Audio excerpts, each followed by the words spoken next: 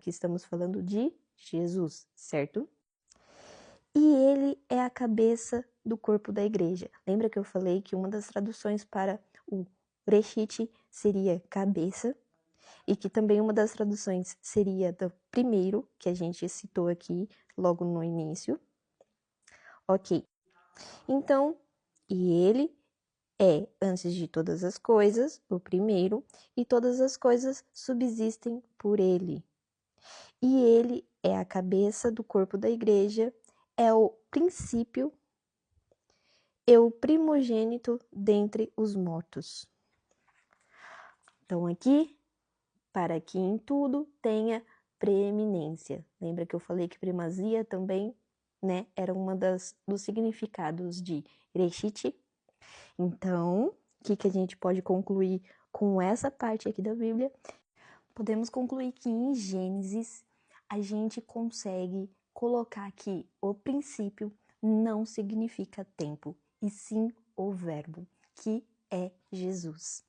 E se você ainda não se convenceu com essa parte da Bíblia, eu tenho uma outra para te provar que o princípio, no princípio ou em princípio, significa que estamos falando de Jesus Cristo e não propriamente de um tempo, ok? Então a gente vai abrir a nossa Bíblia em João, capítulo 1, versículo 1. Aqui em João, então, a gente consegue ler que no princípio era o Verbo, e o Verbo estava com Deus, e o Verbo era Deus.